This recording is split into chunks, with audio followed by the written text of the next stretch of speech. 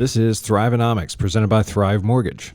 Hey, everybody out there. Thanks for tuning in to episode 2 of Thriveonomics. This is episode 2 from season 2, and I've got a very special couple of guests. Well, not a couple of guests. I've got one special guest and then a regular that you all know and love.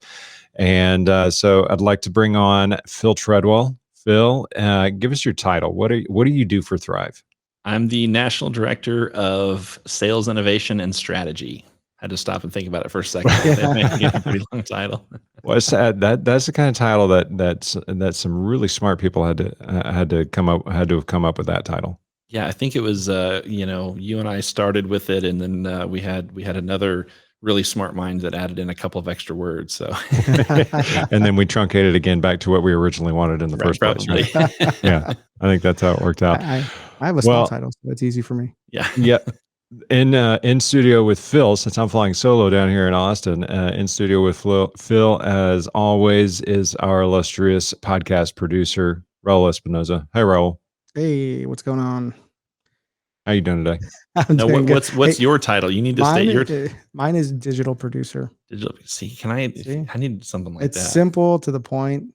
Everybody knows what it means. Yep. What do you produce? Digital. Anything digital. There you go.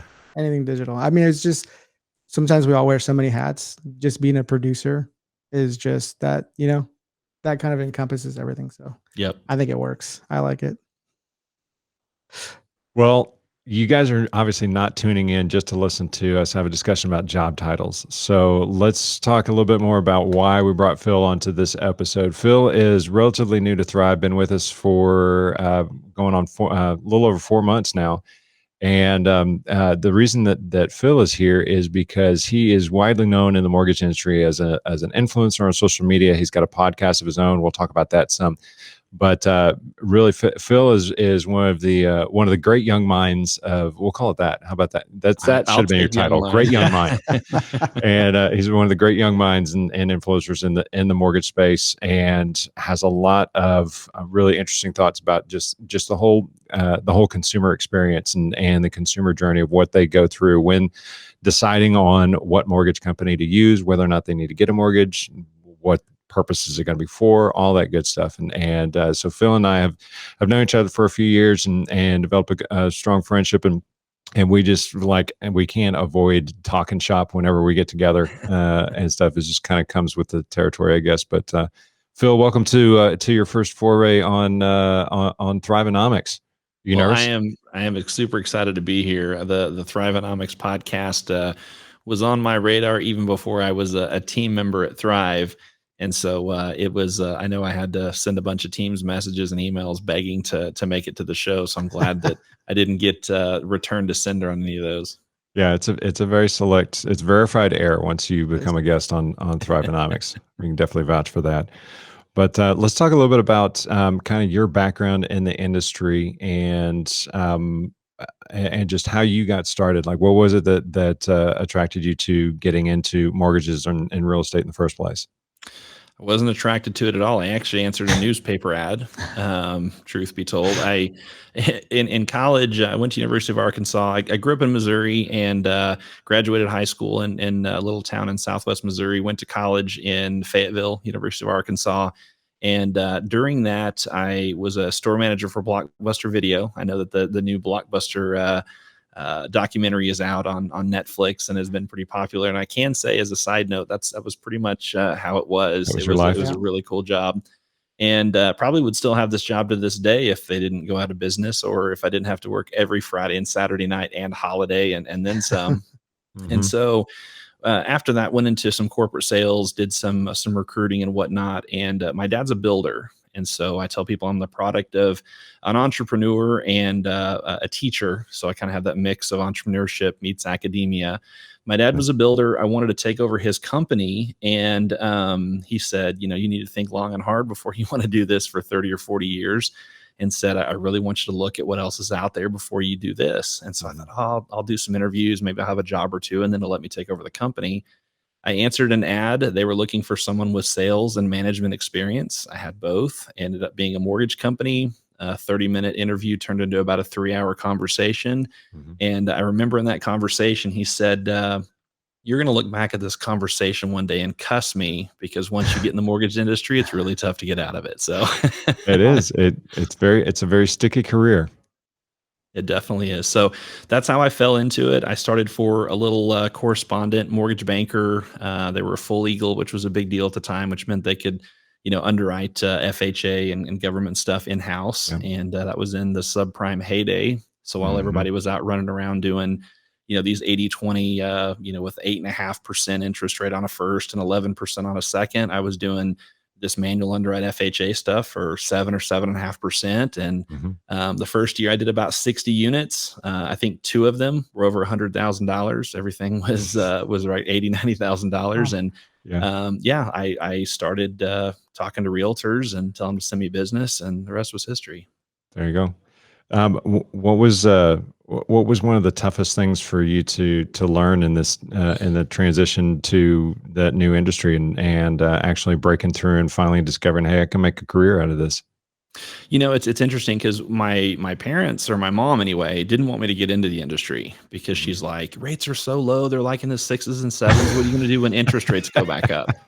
Well, Wow. joke's on you, Mom. They have been up at 6 or 7% since Little then. did But she know. yeah, little did you know. So I remember going into it at the time thinking, this may not be my career, but I don't know anything about this industry, and you Mhm. can't take that knowledge away once I have it. But Mhm. some of the sales that I had done, I did some door to door sales at one point in time, and door to door sales is tough because you don't have a reason to be there. You typically have to get them to pay right then, and they probably don't want what you're Yeah. selling, but you got Mhm. to make that sale.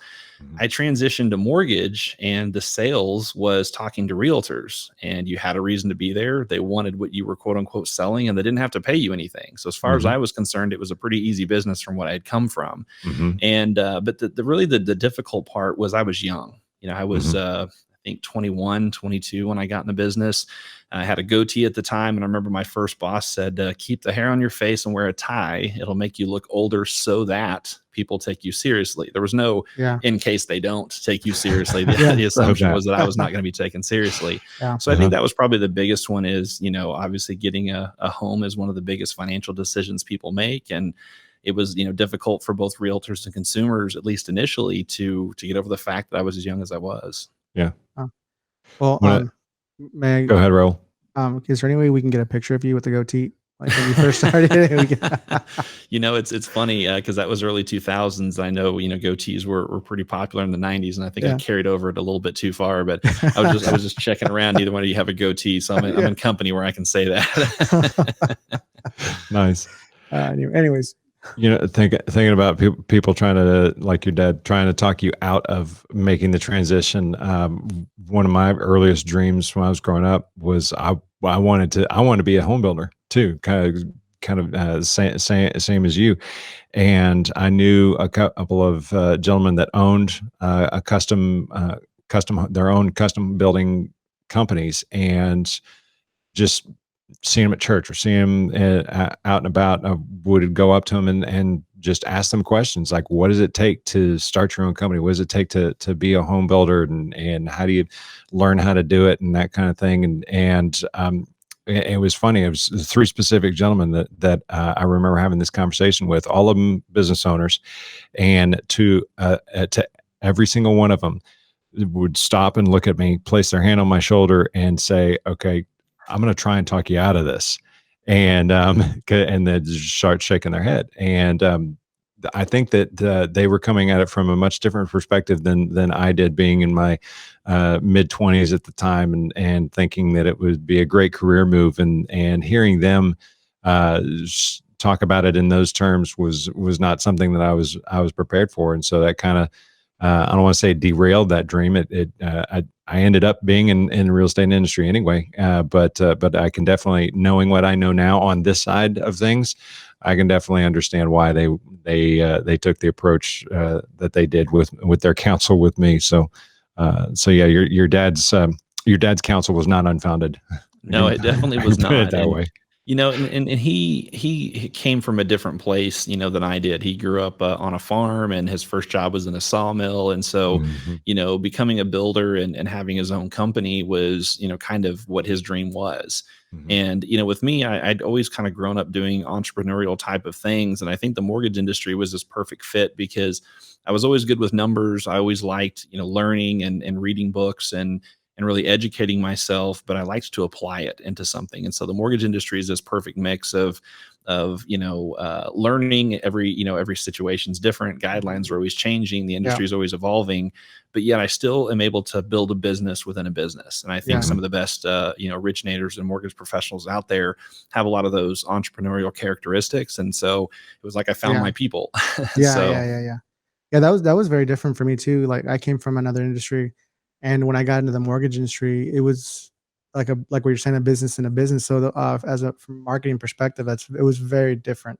I was trying to figure out how to do that. Like yeah. it just was completely different from what I had imagined. And now it's kind of cool because I feel like I'm working with a bunch of like entrepreneurs, Yeah. like a bunch Well, of business. it's So interesting you say that because a term that I've kind of kicked around for a couple of years now, and I'm sure there's probably a podcast or a book or something in there, which is a W-2 entrepreneur.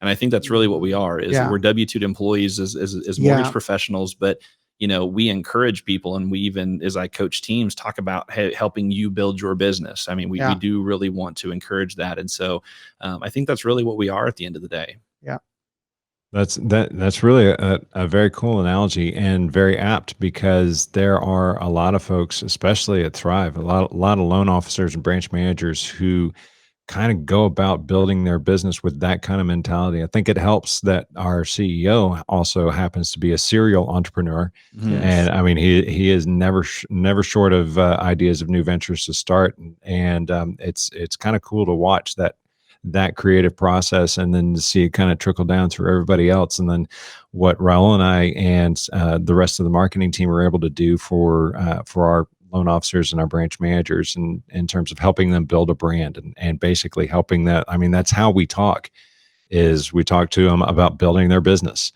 yep, And so yeah, and just that kind of mentality is definitely one of the biggest things for that it takes for loan originators to be successful at this is they have to focus on it like I am building my own business. mhm, I might have a lot of support, but that's pretty much what they're doing.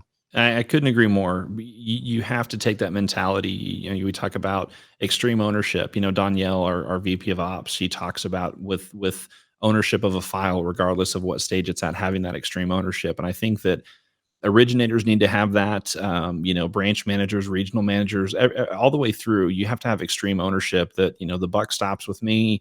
Hmm. I'm going to put my everything into it, and that's essentially what entrepreneurs do. That's the whole objective is I have support, I have tools, I have resources, but I'm going to pick this thing up, put it on my back, and we're going to go until someone else says, hey, no, I'm ready to take that load for a period of time. And one of the challenges in traditional entrepreneurship, and I think even in a mortgage team, if you're the owner of the business, in a traditional business, so many owners think that their employees should give as much as they do, right? mhm, No one's going to sell out to someone else's business to the degree that the owner does, but Hmm. they right, also won't exceed that, right? So if the owner's lackadaisical, the people that are on that team also won't exceed that amount. And so I think that's why it's so important that you have to sell it to your business. You've got to go all in. You have to have that extreme ownership so that you have a baseline that, those people on your team or your employees may not necessarily get quite as much buy-in as you, but they'll definitely never exceed that. So that's why you've got to really go above and beyond. That's a cool point. But let's talk a little bit about your transition over to Thrive. And of course, I know the backstory to all of this, so I'm kind of teeing you up with a question I already know the answer to, just like any good attorney should. Not that I'm an attorney, but anyway, I digress. What was it about Thrive that attracted you the most, or interested you the most in terms of what it would be able to do for you in your career advancement, staying in the mortgage space? There's so many things I could list. I think the first couple was I hadn't been around so many people that were as intelligent, as driven, as excited to be a part of as a company, that were all empowered to go do their thing. Mm. right? A lot of times you'll get companies of really talented and smart people, but they have to stay within the parameters of maybe what that company wants. Where, you and I, having been friends for a couple of years, I was seeing this ride that you were on and things that you were doing from our initial conversation. And all of a sudden, every few months, you were actually executing on some of those conversations that we were having. And Mhm. so often in the industry, that doesn't happen. And it goes all the way up to Roy and Barbara and Randall and Celine and our entire executive team.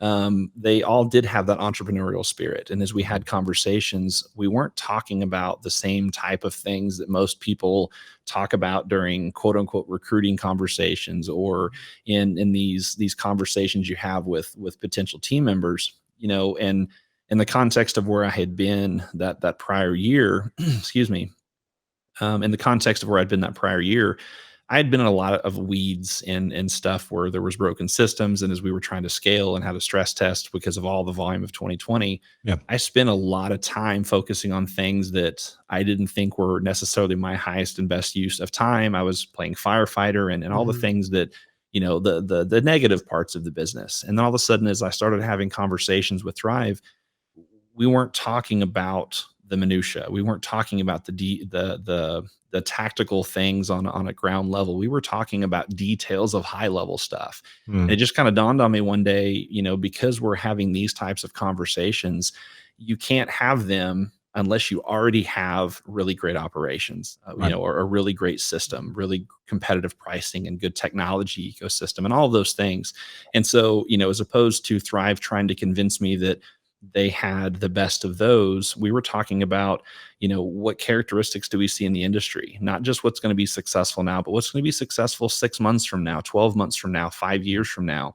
Right. And the industry is moving incredibly fast. So while we can't be sure, you want to have a few different directions that you can go in. And Thrive was this great size. If it's big enough that it has all these incredible tools and resources and people and support staff, but was still small enough that we can, shift that boat. And then, we're a Yeah. speedboat, not this big, oil tanker that takes forever to turn. So Mhm. there was just so many factors involved. And it was, several months of conversations. But I think the overall theme of that is the people were different and how they talked about their company and what they did. And Mhm. the conversations overall were just different. And that was exciting. It was unique and extremely invigorating for me. And so, just these first 3 or 4 months that I've been at Thrive have probably been some of the funnest I've had in my entire career. That's awesome to Awesome. hear. Yeah. Yeah. I mean, I'm really glad you feel that way, because I also feel that too. I came from the gaming industry. And so when I first got here, it was very, very difficult because it was just so different. You can just imagine.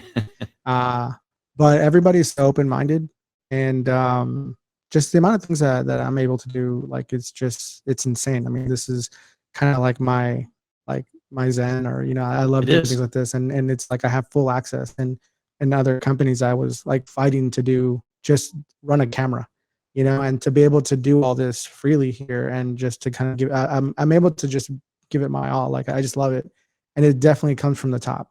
Like Roy is aware of all this, and he basically just here's the keys to the He to empowers you to the go do what you're passionate about. And yeah, that was exciting as we talked about, James, even in your and I's first or second conversation around me potentially coming to Thrive, it was, well, I don't know that we have a quote unquote position for you. I don't necessarily know where you'd fit in, but we like to talk to people that are humble, hungry, and smart. That's a term we use a Mhm. lot in this industry, or in this company. And let's have a conversation, see if there's a philosophical fit before anything Mhm. else. And that's what's cool is the empowerment piece of it. And I will say, as a side note, when you talk about, even doing this, having this podcast and the studio we're in and the studio that you're in down there, Mhm. I will say it did plant a seed, because you guys did an interview with me at MBA National in yep, Austin. That's been a couple years ago yeah, now, I years think. ago, Yeah, it was And 2019. yeah, and I yep, remember because you and I had, James, you and I had talked at one of the Housing Wire conferences and Mhm. Create Wow, the Social Survey Summit, and Mhm. some things you wanted to do in media and audio and video and whatnot. And then all of a sudden, you guys show up with this like camera equipment and audio equipment. I was like, what the heck? Like, where did the company buy that for them? Because yeah, current company at that time, there was no way they were going to invest in that equipment. yeah, Sit down, let's do an interview, and he had all this stuff. And I'm not going to lie, that was a great conversation, yeah, but planted a seed. I was like, we're just going to file that away here just a second. Yeah. So that seed definitely sprouted, and through conversations we continue to water it. And so, I was ready to rock and roll by the time we actually had serious Yeah. conversations. That was one of the more fun things that I've gotten to do, and the way it came off was brilliant. And Yeah. I remember telling Raul and Joe and Aaron when we were walking into the place, I just looked at him. I said, guys, I have no idea what to expect. I don't know if we're going to get kicked out. I don't know Yeah. what's going to happen. Let's just Yeah. wing it and have interesting conversations with interesting people. And that is really what ended up happening. And what was so funny was I told him, just walk around like you own the place. And so we did. And nobody Yep. bothered us. Nobody came up to us and said, "What Nope. are y'all doing?" But I mean, we Yeah, I did was definitely shocked. had a lot of people stopping and kind of gawking and looking like, is there like a mortgage news, like MMN Mortgage News Yeah. Network or something You like guys that? were right outside of the We were, exhibit yeah. hall, right? I know. And I walked by once, and I've got my sport coat, my pocket Yeah. square, and this whole deal. And she goes, "Hey, you want to have a conversation here in a little while? Like we're having, Yeah. I'm like, sure, why not? Catch me whenever, whatever." And I remember I was talking to somebody, and I almost walked in the opposite direction. And I there was like this, I don't know if your spirit Yeah. chucking me away, like, Phil, over here. And we Yeah. went and sat down, and we had this really cool conversation. But you guys had like this equipment, and you literally looked like you owned the place. And so there was a huge branding aspect. I mean, Yeah. you guys got a ton of great content from a Yeah, lot we of did. cool people. But the branding side of people seeing Thrive do that in the Yeah. middle of MBA annual was a Yeah. really cool deal. And it made an impression on me. Yeah, yeah. And that was really, that was actual, the plan was to make an impression on people. And we were like, even if we can't get good content, let's just go out there and let's just be seen. But then I was just like, well, I want to get good content, Yeah, like, I don't want to just exactly. go out there and be seen. I want to, and then James, I have to hand it to James. I mean, I don't know how he knew everybody, but like, man, some of the people that, we interviewed, like you. I mean, I went back afterwards and I was like, oh, okay, cool. I was like looking you up online as I was editing the video, and then I saw you were on Gary V, and I was like, oh man, I didn't know James knew these kind of people here, man. So I got to give it to James too. Like that was cool, man. Yeah, Like, he is. there's a lot of James people we is interviewed. known and respected in this industry. It Yeah. really is, and props to you for that, because Yeah. it was interesting as I made the move over here. I got phone calls and text messages and social media DMs of people saying, dude, that's a solid move. That is a Yeah. really good company that's extremely well run. I know James, I know Roy, I know Rand, the reputation that Thrive has had in this industry is a really, really good one. And James makes his the rounds at the conferences and has good conversations. And man, it was a really cool experience, and all has led to here. And so that's, I think, part of why I'm so excited. Awesome. Well, cool. Well, okay. I think this should end the whole Thrive commercial aspect Right? of the podcast. So let's talk. It's like every podcast is almost like a Thrive commercial. We just go off on it. It kind of ends up that way. But yeah, we can definitely use the first half for some recruiting fodder, Some talent attraction Yeah. for sure. some talent, exactly, which is right up your alley. Let's talk a little bit about. Let's kind of segue into and having a conversation about 2020 and the mortgage industry and what happened and what transpired. Obviously, record years for originators of all levels. I think that in 2021, we're definitely going to find out who the ones that were who the ones were that earned truly earned the business that they got in 2021. Mhm. I don't think we're going to see the same astronomical numbers from individual producers that we saw in 2020. But let's talk about, kind of from your perspective, how should consumers be thinking about 2020 versus 2021? And anybody who's sitting there thinking, did we miss it? Did we miss our opportunity? Or did we miss the boat? What would be your response to those folks? It's interesting. The only group of people that has a shorter memory than loan officers is consumers. Because all of these things are cyclical. You can look at history, and regardless of what's going on in the environment, you have a pretty good idea of what's going to happen. And everybody always says, no, but this time's different, right? The financial crisis, this is unprecedented. The pandemic, 10 years later, this is unprecedented. Unprecedented things happen. Markets react to all kinds of things. If there's not some, huge societal, crisis or whatnot, markets will tend to overreact to small things, right? So at the end of the day, it's cyclical is the point. Um, for consumers specifically, I don't think you need to panic. My wife and I, is we looked at the markets as we relocated to the Dallas area, and we're looking at houses. The conversation in 2019 was, rates are starting to trend down. Let's be patient. 2020, we think that they're going to come down even further.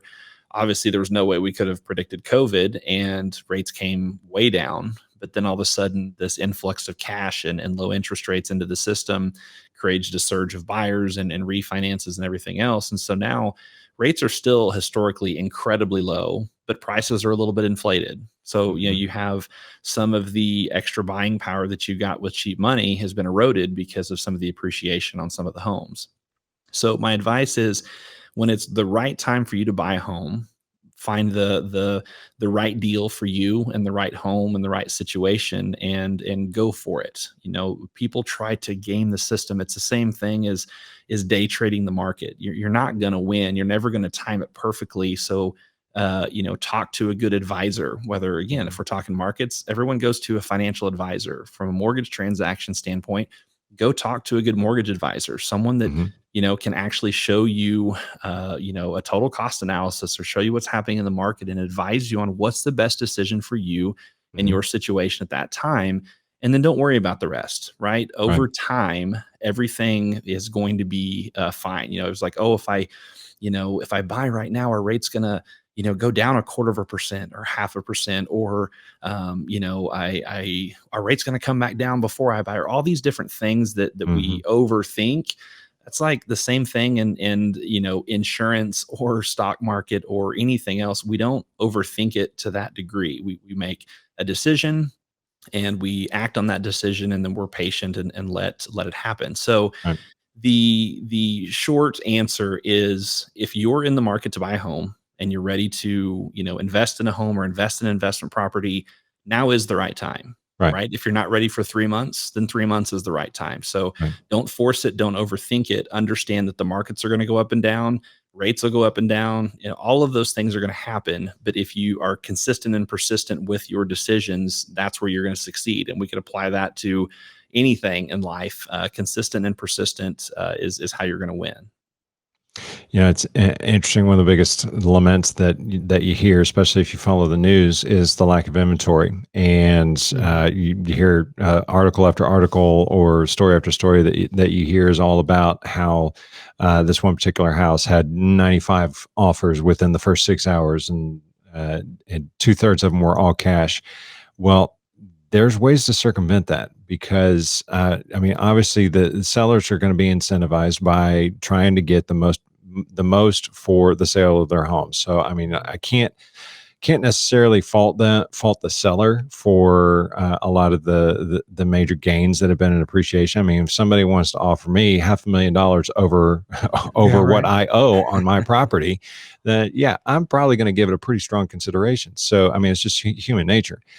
But the what I've had to advise several of my clients that I work with is, do not make a decision this big out of FOMO, or out of making a knee jerk reaction, or out of panic thinking that there's not going to be another house like it. There is. Always. It might take a little bit longer than you would otherwise like, but you will find the property that's going to work for you. And don't lock yourself into overpaying for something that is going to take you the next 10 years to either cash flow, or Mhm. if you're an investor, or is going to take you a longer than normal or longer than reasonable stretch of time for you to be positive in your equity. And because what we could conceivably see happen here is what happened in California and Ohio and Florida back in 2008, where skyrocketing appreciation really deep sixed a lot of people's financial plans and financial futures. The thing that I think is insulating us from that now is that we're not going. The industry is not going as rampant with the creative financing. I'll use air quotes there. Mhm. The creative financing options that were readily available back then, because there were a lot of programs that were getting sold by loan originators who had not taken the time to really educate themselves on the nuances of those products. And there wasn't necessarily anything wrong with the products themselves. It was how they were being couched, how they were being sold, and how consumers were being misled at the true impacts of what they were facing. Because a lot of those programs were actually legit programs, but they were intended for high net worth individuals who have wild fluctuations in their monthly income. And like I'm referring specifically to the option Option arm or arm. Yeah. the pick a payment. And that was then getting sold to people on fixed incomes that where they were getting qualified for homes that were 2 to 3 times way over what they should be able to afford, and those were getting underwritten and just rubber stamped and pushed on through. And lo and behold, when it's time to pay the piper, then oops, we can't Right. move. And they had nothing down, so they had no skin in the game, nothing invested, because they were able to get in with a low or zero down payment. So it's easy to walk away from a couple $100 instead of several tens of thousands of dollars. Well, and you bring up a great point. The difference in 10 years ago financial crisis and, or I guess it's probably closer to 12 now, but Mhm. the difference in that foreclosure wave, because we've just now gotten back and surpassed the valuation levels and the sales price levels of that time period. And a lot of people will throw back, well, we're headed for another, reset, or it's going to be this huge thing. Two things you have to think about. Number one is that, to your point, at that time, the loans that were tied to those properties were, I mean, a lot of them were junk. And we're in a situation that for the last 10 years, loans there's good quality, good qualified borrowers that are attached to these mortgages. And so the securitization of it is much more stable than it was at that period of time.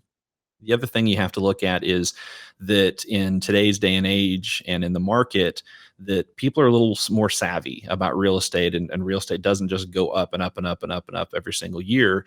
And that's what people need to be mindful of is right now, if you're wanting to sell your house for 500,000 over, what you wanted or whatever, there's nothing wrong with that. But there's also another seller that's trying to do the same thing down the road. And so what do you do once you sell that property? And for those people that are saying, well, this is our dream home, and it's the FOMO, as you said, like don't buy on FOMO, is Mhm. that if you buy at the top of the market, that's part. And again, some of it's true appreciation and some of it's Mhm. artificial because there is such a lack of supply. Well, people are building in mass numbers. If you look at, housing permits and housing starts, all of those numbers are extremely high right now. Mhm. Once inventory starts balancing out with the demand, and as rates go up and there's not as many rabid buyers in the Mhm. market, some of that's going to correct itself. It's not going to be a Mhm. crash like it was, but you have to take basic things like that into consideration. That doesn't Mhm. mean you shouldn't buy, even if it's at the top of the market, because if you plan on living there for 7 or 10 years, it Mhm. may go down a little bit, but it'll rebound and then some. So Yeah. long term, again, over time, Yeah. it doesn't matter. So you just have to be consistent with those decisions and not get into this, the minutia of what rates are going to do, what prices are going to do. Talk to an advisor that can walk you through in your situation, and everything else will take care of itself. Yep. Control what you can control. Yeah. Yes, exactly. Cool. Well, what do you think's gonna? We've kind of been touching on it here and there. What do you think is on the horizon for 2021? How rates have been ticking up slightly since the beginning of the year, but seeing as how they're still solidly in the threes. I mean, if you, well, I'll just say this, and then I'll ask the question. And shut up and let you talk. One of the things that I do, especially if somebody is saying, "Well, this online lender over here is offering me a quarter of a point better than the rate that you're quoting me," I'll point out to them the difference of what that means in their monthly payment. And when I show them, I'm able to illustrate to them that the difference in the monthly payment is less than $20 a month, because where the loan amount is, it's a little bit of a game changer in their mind when I'm able to demonstrate the value that I'm providing in the advice. So, given that interest rates are steadily creeping back up, what do you foresee is going to be kind of the trend in the mortgage industry or in the real estate industry this year regarding those folks who are looking for a new home? Maybe COVID is forcing them to work more remotely, or they realize that there's a lot of freedom that can be had with being able to go anywhere in the nation and work and still maintain their same job. Yeah, that's a great question. The first thing I would say is that rates are going to continue to go up for the foreseeable future. They're not going to go up fast, but they are going to continue to creep up. But if you look at any interest rate chart of any time period, you're talking in the threes. Mhm. 10 years ago, we would have laughed at you about interest rates in the threes because we were laughing about interest rates in the fours. Right. So, I think we got to keep that all in perspective. The other thing that I think that's important is whenever you're looking at properties, and we talk about the lack of supply, and I agree that there is a lack of supply systemically across the country.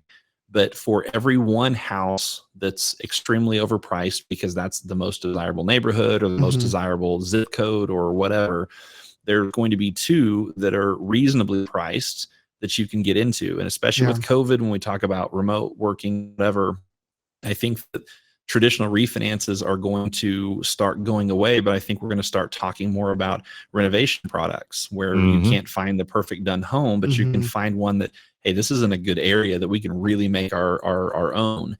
I also think we talk about debt consolidation, or we start talking about cash out refis as opposed to just lowering your interest rate. We're going back to doing refis for a purpose.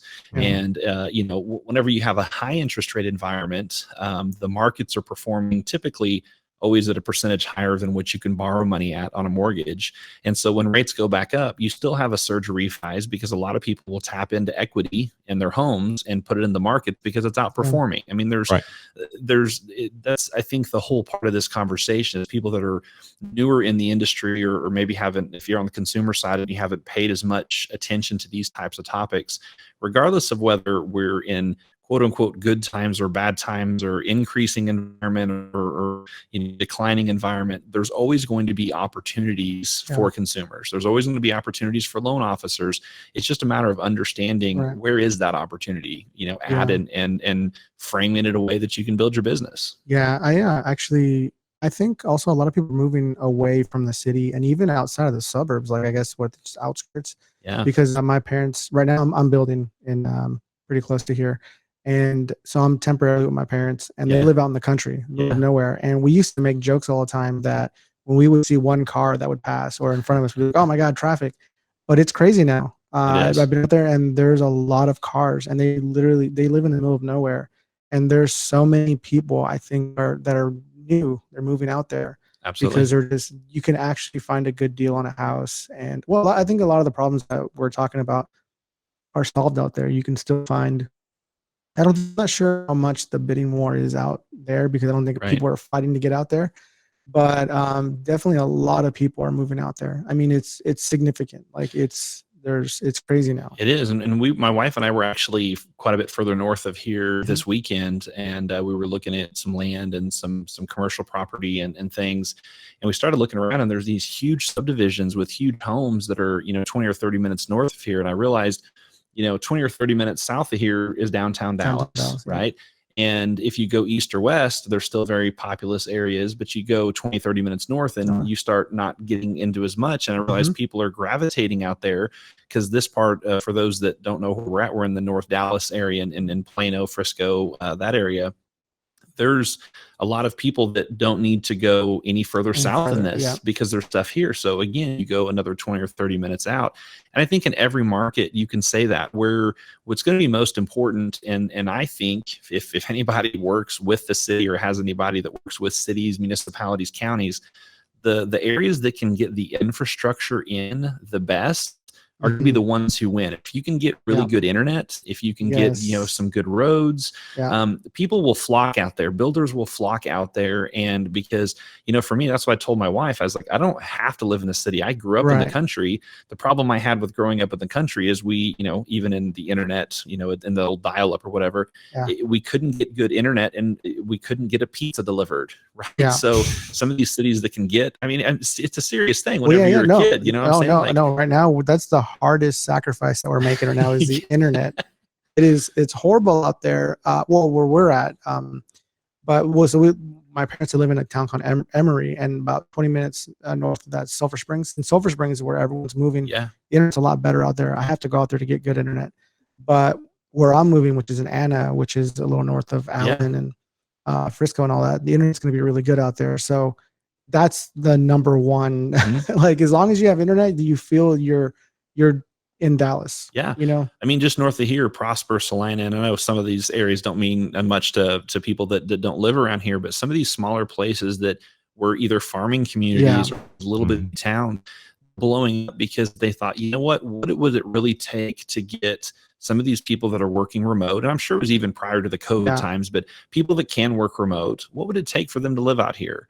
And what do you need? You Yeah. need some good grocery stores. You need Yep. some gas stations. So they attracted some of those businesses in, made sure they built some of the utilities and infrastructure. And I told my wife, I was like, I have zero issue with any of these places out here if we felt like Mhm.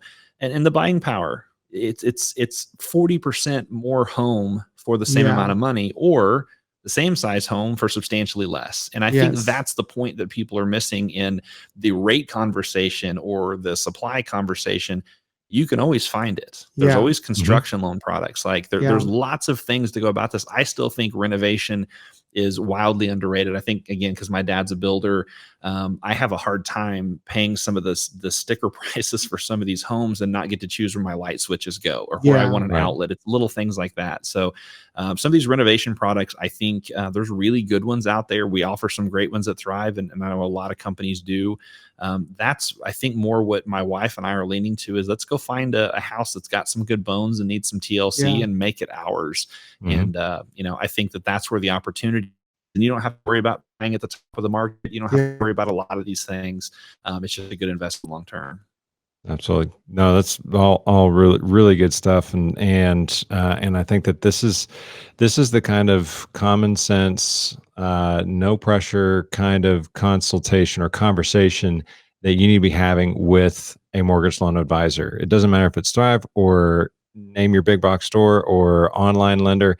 If they're not willing to have a conversation like this with you to talk through your fears, to really get to the point of what are your top priorities, what do you need when you picture yourself going to bed at night, sitting around the kitchen table, where are you, what does it look like, what does it feel like, and talk about those priorities that are important to you, and designing a loan strategy or series of loan strategies for you to choose from based on that criteria. And if Mhm. they're not willing to have that conversation with you, you're talking to the wrong loan officer. And I think we even need to define a couple of those questions for a second. If they're not sure, asking you how long do you plan on staying in the home, if they're right, not asking, Yeah. about the ages of your kids and what your family dynamic is, where right, you work, are you going to be working remotely, or if they're not asking questions to get to know the why or the what behind this more so than just the details of the transaction, Yeah. you found out really quickly that we have these loan officers all the time that they don't want to be commoditized, or even realtors that they want to talk about the value that they provide for their commission or whatever else. Then to do that, you've got to actually have those conversations. And so right. where you stand with some of these professionals. Are they asking the questions to be able to advise you properly? If they walk in and start talking at you, Yeah. either stop them and give them some context, or you may need to have another consultation. Because to your point, I totally agree, James. We need to be having good conversations with these professionals in every Mhm. industry. And if they're not asking you the questions about you and your life and what your Right. goals are, then I don't know that I would be trusting the advice, because it's now not custom service and advice. It's Mhm. just content that they can and give to everybody. Yeah. Are they asking you the right questions? Number one, are they allowing you to ask whatever question you got, and are the answers that they're giving to those questions, are they making you feel more comfortable, or do they just sound like sales pitches? And like I'll add in one more question to be asked along with the ones that Phil listed. One of the questions I always ask to my clients is, what is your biggest priority? The size of your down payment or the size of your monthly mortgage payment? Like which do you have a bigger concern on? Yep. Which do you worry about more? And Mhm. the answer to that question usually drives the rest of the conversation in conjunction with all the questions that Phil was talking about, because Mhm. I then know that when I'm setting up this analysis where I'm showing you multiple scenarios side by side, and you say, I'd really like to hold on to more of my cash, I'm not going to show you an alternative that shows a 30% down payment. Conversely, if you say, I Mhm. want to keep my monthly payment below $3,000, I'm not going to let you go shop for a $400,000 house at a 3% down. Yep. And so it's just being able to structure those kind of things and knowing exactly what your top priorities are. Is it monthly cash flow? Is it leaving your money invested where it's invested because it's going to work better for you over the long term than if you put it into the house? Because I mean, don't get me wrong. You're not, if you go ahead and opt with the bigger down payment, you're not throwing that money away. You are putting it into a tangible asset. You're going to get it back. Mhm. The question is, and I always pose the question this way: it's just the opportunity cost of your assets. Like, is that money going to perform better for you where you have it invested than 3.5 or 4% over the next 15 years? If the answer is yes, then leave it where you got it invested and build wealth faster. If the answer is no, then number one, you need a new financial advisor. Number two, then go ahead and put it in the house because Agreed. it's solid there. So, I You mean, know, it's just presenting them the options. well, and for if they're for the mortgage professionals that are listening, a quick way to get through that is whenever people would come in or I would have that first phone conversation, I would say, this is such an exciting time for you guys. I'm really excited for you. Tell me about the journey of how you got here. Like tell me, give me some background Yeah. about to the point to where we're ready to buy a home. And you Yeah. get a lot of those whys in there. You Yeah. you find out the story, and people I think sometimes like that, more so than Yeah. even just asking the questions. But yes, it's the I hesitate to even tell this, but I think it's super important. My wife and I, even as a 17-year mortgage professional, continued to rent for a good period of time. Whenever after we first got married, because the value of the cash, the down payment that we wanted, that value of the asset, Mhm. as we were using that in other businesses that were creating income, or that we were creating equity in that business or Yeah. whatnot. And so, James, I love that part of the conversation that you had, because you do have to talk to someone and understand the individual needs of the for of Right. what it is. Do you Mhm. need to put it down? Everyone's so scared of PMI, or they're concerned about all these different things. There's so many products that on the investment side, on the mortgage side, there's so many things that you can do, and they're out there because they're the best fit for someone in a Right. certain circumstance. And so I can't harp on it enough. Have those conversations. Make sure that you're giving that information, that Yeah. you're asking your questions, that the advisor you're working with is asking the questions Right. of you. Yeah, also for mortgage professionals too. I mean, put that content out there too. Like make Absolutely. videos, because that's one of the things I'm right now purchasing, and I needed to hear a lot of that. I just needed to be at home on my time and just get educated on all that stuff. Mm. And so if you can supply your customers with a hub of just information, they'll definitely be grateful, and I think it'll definitely work out a lot more. I mean, that's one of the things for me. Like my thing was I didn't wanna pay a certain amount of money monthly for my mortgage, and so in order to do that, I had to research and learn about that, and it's just not something I learned in school or from my parents or from anywhere else, and so a lot of it was just, going through people I know and watching their videos and just learning, before I went in and asked. So I think also, a lot of people, a lot of mortgage professionals like kind of struggle with like, what do I put out content wise? Well, I think like your customers would be very grateful if you would just talk about these things and put them out there, because the people will watch it, man. I mean, Mhm. I'm one of those people. So I definitely will. And I think that I know Tay Tolliver was your guest last episode. That was a Yeah. big part of what he's doing here at Thrive for the communities as director of community advancement, is because they don't teach these things in schools. In schools, how do we educate about home ownership, Yep. about wealth building, wealth creation, financial security? How do we also educate about our industry? Yeah. No mortgage professional that I've ever met in my 17 years, and I've met lots of them, ever said, yeah, when I was in kindergarten, first grade, all I ever wanted to be was a Yeah. mortgage professional. Most all of us fell into this in some way, shape, or Yeah. form. Now, I think there may be a couple that, because their parents were in it or there were legacies or whatnot, but even in kindergarten, they were still wanting to be something different. Yeah. But I think we need to be educating about this industry, about, all of the pros and cons of all of these topics that we're talking about. Education's so Yeah. important, whether you're on the consumer side or on the lending side. Yeah. Absolutely. Well, great conversation, guys. And I know that we could probably continue this on for another couple of hours and not get tired of talking about it. Our listeners might feel differently though. But anyway, Phil, what are I'll wrap it up with this final question. What are you most excited about? What is it about the mortgage industry that gets you so excited and gets you so passionate about doing what you do every day? It's a great question, and it ties into everything we were just talking about. That's why I think that conversation continued to unfold the way it did. I think for people that are in the industry, the ability to have a career that actually helps people and provides you a lot of opportunity of income wise and flexibility. I'm super passionate about industry professionals, and that's why I have the podcast that I do and do a lot of things that I do, is to help mortgage professionals continue to grow in their journey in this industry. But at the heart of it, what we do, no matter what side of the industry you're on or what channel or whatnot, we help people achieve the dream of homeownership. We help them achieve financial security and create wealth through real estate. That's what we do.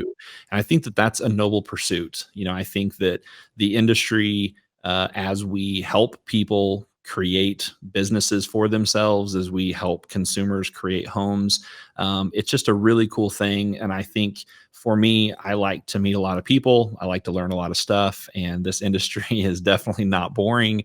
There's so many things that happen all the time, and so many interesting people that you get to meet, from the consumers that we get to serve, the families we get to serve, as well as industry professionals that we get to collaborate, network, and learn from. And so as far as I'm concerned, it checks all my boxes. And I think, people should really spend more time understanding what we do, why we do it, if not for professional reasons, but to see how working with a really good mortgage advisor can help them achieve so many financial goals.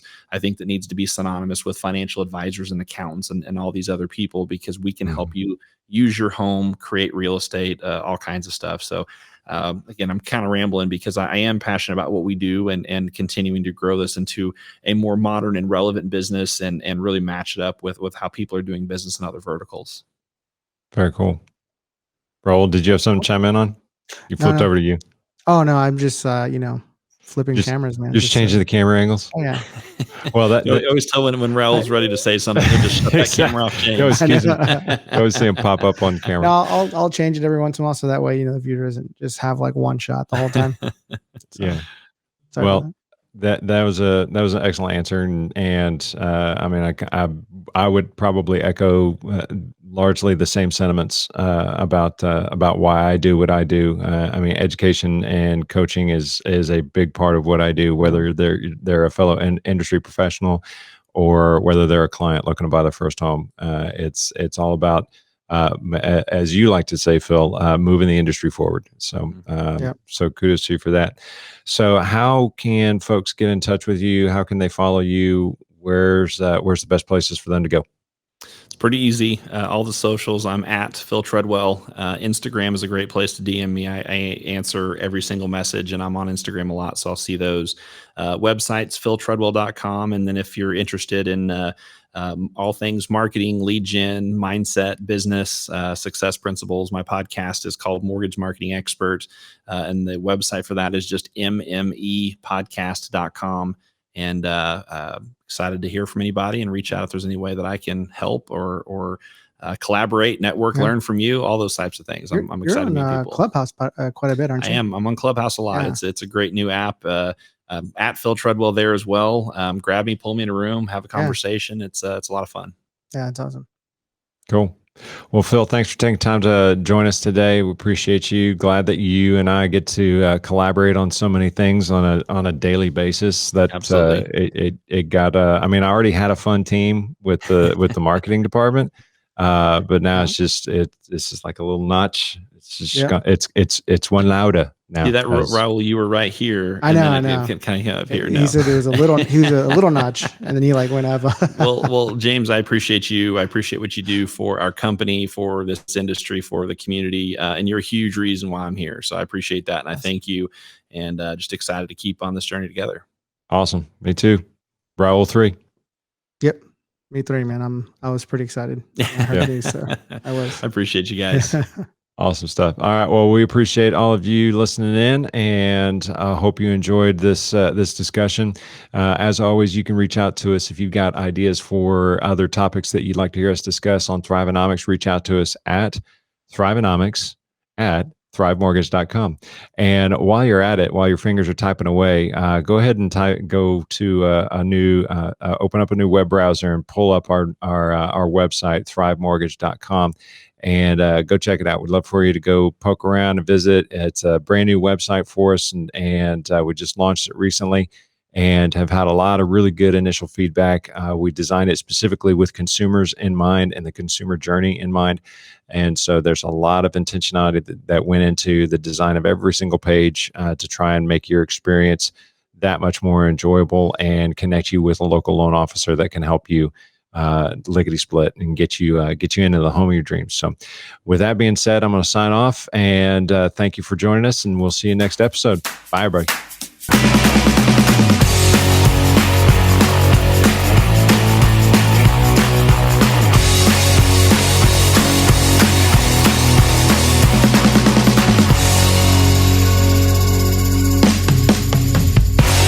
This is Thrivenomics. The title sponsor of this show is Thrive Mortgage. Licensed in multiple states across the U.S., Thrive Mortgage employs the best professionals equipped with leading technology and the most efficient process to deliver a legendary lending experience. For more information about how we can serve you or to find a local mortgage professional in your area, please visit us at thrivemortgage.com. Thrive Mortgage is an equal housing lender. NMLS number 268552.